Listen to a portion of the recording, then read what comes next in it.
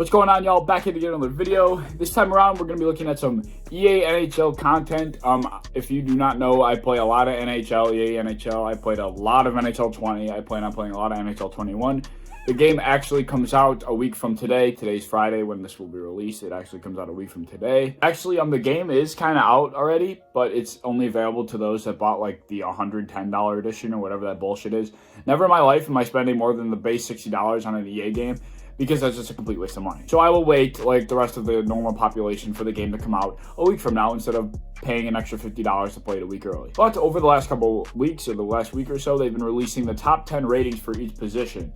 I'm just going to go through them real quick. I'm going to start bottom to top, goalies to centers, just kind of, you build from the ground up. That's how you do it. You start from the back end, right? I'm going to rate every position, how I feel the ratings are actually made. I'm going to rate it out of 10. So, for example, the goalies, I'll rate they're rated 7 out of 10. That's how good I feel like the ratings are, that kind of thing. So, like I said, we'll start with goalies. Now, I'm going to ask you, do you see anything wrong with goalies here? I'm going to throw it up on the screen. Do you see anything wrong with the goalies here?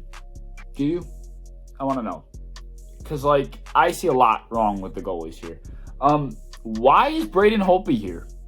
Last I checked, Braden Holtby had, an awful goals against average, like a 3. I think he's riding a 3 goals against average. He had a really bad save percentage as well. I firmly believe Braden Holtby, if replaced by any other decent goalie, the Caps would win farther. This dude, I don't think he's ever really been good. I think other than that stick save he made in the finals a couple of years ago, he really hasn't had any other good moments. He's just always been overrated, in my opinion. And he's definitely not in the top 10. Not in 2020. Not a chance. So Holtby, I think, should be out of there. I think Markstrom is very iffy. I think he has a very good highs and very bad lows. So I think he can be taken out.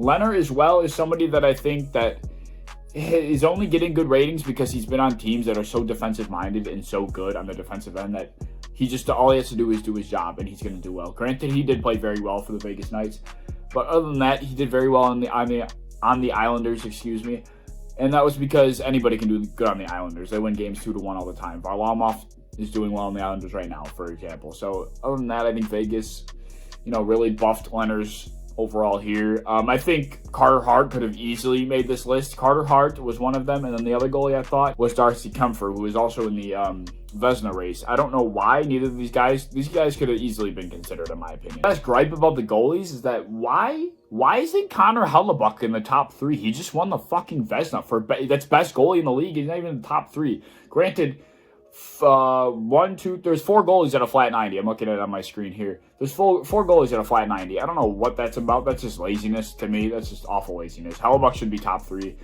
John Gibson, I think he's a very good goalie in a very shit situation, so he gets a little glorified. But I'm not taking that away from him. I think 2 is fine. So Hellebuyck should be at least 3. Rask pulled some stunt. I'm not going to even get into that. He shouldn't be top 3. He should be in the top 10, but definitely shouldn't be top 3. Price, top 5, yeah, I guess. I think Bishop's injury problems could drop him a little less, but other than that, I think the list is all right. I think Vasilevsky should be a 94 at least. That dude's a machine, like a robot, and he's for some reason not even above a 91. I don't know what's up with that, but Hellebuyck definitely should be top 3. So as far as goalies go, I think I'd give him a rating of I think they rated him maybe 5 out of 10. I think that's how bad the ratings are for the goalies. I don't think Holtby should be up there. Hellebuyck should be higher. Vasilevsky should be higher. Yeah, that's just my personal opinion. 5 out of 10 for EA on that one. So then we got the defenseman. Now, this is another one where I want you to look at it real quick and tell me at first glance, do you see anything wrong with this list? Yes, your answer is yes. Drew fucking Doughty. Get him off. Get him out. Get Drew Doughty off the list. This isn't 2015. Get Chris Letang off the list. This isn't 2015. These guys haven't been outstanding top 10 for the last 2 years. Get him off the fucking list. They're literally basing these rankings based on their career. It's based on the last year, or this current year. That's what it's based on. It's not based on their career. It's not. So get Letang, get Doughty out of the top 10. Maybe Letang, but Doughty, no. Get him out, especially as high as he is. No. Doughty in the top 3, are you cracked? Are you high? Hedman should be higher than a 91. I mean, this is just brutal. Erik Karlsson, he didn't even have that great of a year. Granted, I think he deserves to be there. Chris Letang out, like I said. Where the fuck is Seth Jones? He's an immediate top 10 defenseman this year. He played 65 minutes against the Stanley Cup champion in 1 game. And, that alone puts you in the top 10 as a defenseman. That stat alone deserves top 10 status. And what about Cal fucking McCarr? The dude won the Calder. Granted, he wasn't really a rookie because he stepped in out of college to play for the Avalanche 2 years ago in the playoffs. But Cal McCarr is nonetheless disgusting. I think he absolutely deserves to be in here. Cal McCarr is fast. He's fucking got hands. He's got a shot. He's so offensive-minded, but at the same time can play that star-studded defenseman role you need him to be. That guy's a complete package. I think he deserves to be top 10 as well. I think his future potential is through the roof. So Cal McCarr definitely deserves to be on this list. So get Doughty out, get Tang out. I think Weber is a little still high. I think his name and his shot power alone is just what puts him up there.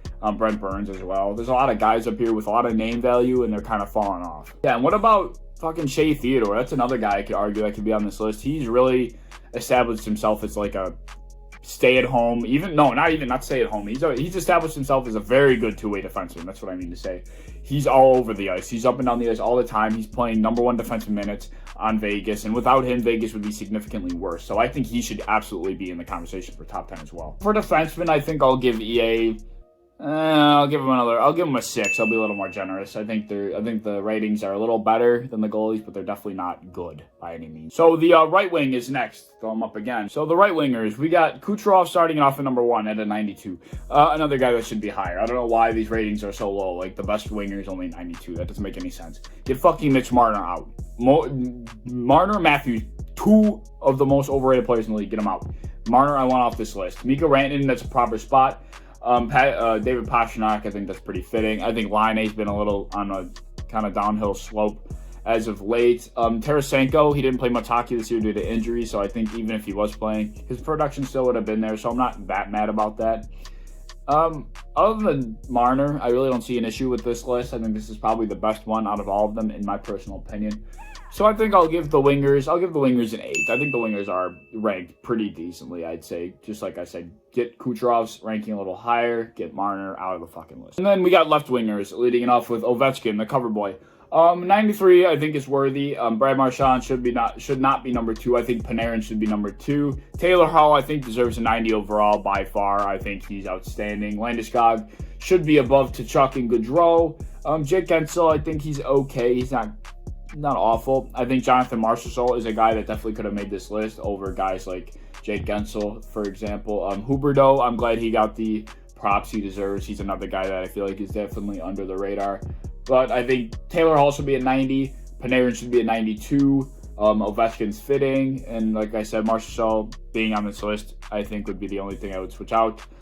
So yeah, I think I'd give this list a 7. Definitely not better than the right wingers, but I think it's pretty up to par. So not the wingers, they did a pretty solid job on. So I think a 7 is what I said, 7 out of 10. Now we got my favorite part, the centers. You see what's up there. You see our boy Jack Eichel above Austin Matthews. Fuck Austin Matthews. Fuck that dude. Austin Matthews does not deserve to be on this list at a 90 overall. No, get him out. I think he's more overrated than Marner. I don't know which one I think is more overrated. They're both awful. Get them out of the top 10 of each of their respective positions. Get them out. Austin Matthews out. Eichel, thank God. If he did not get a higher overall than Matthews, I would not have bought the game, and I'm not even kidding. So McDavid seems to be the only guy worthy of anything above a 93, which, I mean, doesn't make any sense. I think McDavid should be a 97. Give Crosby the 94, 95. Kucherov, 93, 94. Hedman, 93, 94. I think a lot of ratings could have been buffed up. I think they're really lowballing guys this year. They're really keeping it very low. To see Connor McDavid at the highest with 95, it's a little surprising to me. I think Draisaitl's fitting. I think Bergeron, I think his consistency is the only reason he's up here. I do think he can be bumped down a little bit. Stamkos, another guy I feel like really almost doesn't even deserve to be here. I think Braden Point could easily replace Stamkos. Braden Point was playing at Kucherov level, MVP level. He was playing out of his mind. I think he deserves to be up here. Barkov, I'm glad to see him up on this list. Malkin, I think, could be a little lower. I think him playing with Crosby on the same team probably all helped him. I mean, granted, they do not play on the same line, but when you're on the same team with somebody like Crosby, that's going to make you a better player no matter who you are. I think if I really wanted to replace somebody, I'm taking out Austin Matthews, and I am putting in Mika Zibanejad. That dude had an outstanding season. He had a 5-goal game. Mika Zibanejad was really the backbone of that Rangers offense. So I really think he could have been a top 10 player here. But I think the centers are okay. They're not too bad. I'm glad that they gave McDavid a 95. He absolutely should be the best player.